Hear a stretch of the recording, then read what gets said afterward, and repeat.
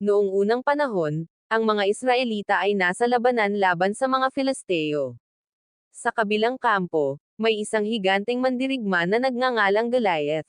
Siya'y matangkad, malakas, at bihasa sa pakikipagdigma.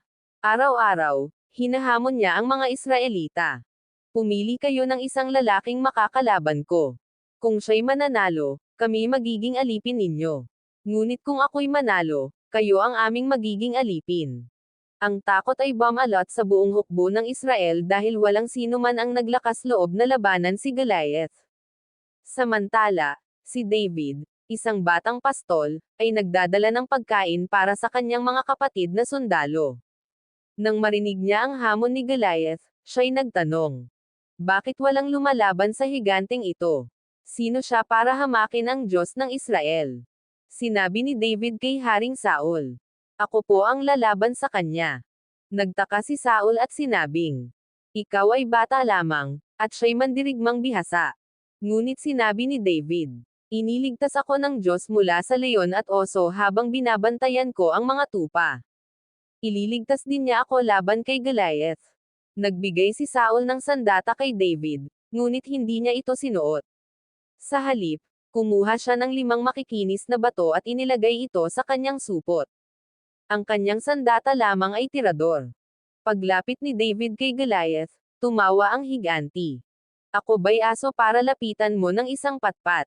Sigaw ni Goliath. Ngunit sumagot si David. Lumapit ka sa akin na may espada, sibat, at kalasag, ngunit ako'y lumalapit sa pangalan ng Panginoon ng mga hukbo. Sa araw na ito, ibibigay ka ng Diyos sa aking mga kamay. Binato ni David si Goliath gamit ang kanyang tirador. Tumama ang bato sa noo ng higanti, at siya'y bumagsak sa lupa. Nilapitan ni David si Goliath, kinuha ang espada nito, at pinugutan siya ng ulo.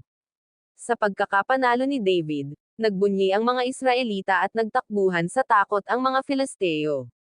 Si David, ang batang pastol, ay nagtagumpay hindi dahil sa lakas, kundi dahil sa kanyang pananampalataya sa Diyos.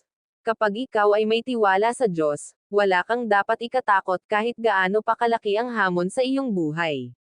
Tulad ni David, nanindigan siya sa kanyang pananampalataya na si Yahweh ang magbibigay ng tagumpay.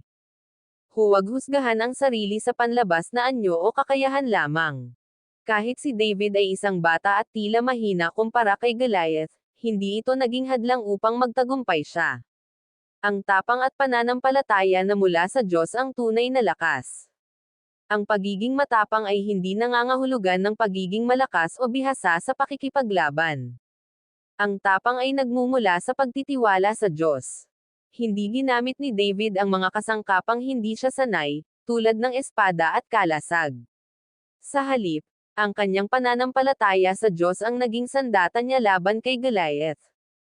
Ang buhay ay puno ng mga Goliath, mga problema o pagsubok na tila imposible. Ngunit kung haharapin natin ito ng may tapang, tiwala, at pananampalataya, kaya nating magtagumpay. Ang Diyos ang nagbibigay ng tagumpay. Hindi ang lakas o sandata ang tunay na dahilan ng tagumpay ni David kundi ang Diyos na gumabay at nagbigay ng lakas sa kanya. Ang kwento ay nagpapakita na anumang pagsubok, gaano man kalaki, ay kaya nating malampasan basta't tayo'y nananalig at handang sumunod na may pagtitiwala sa Diyos.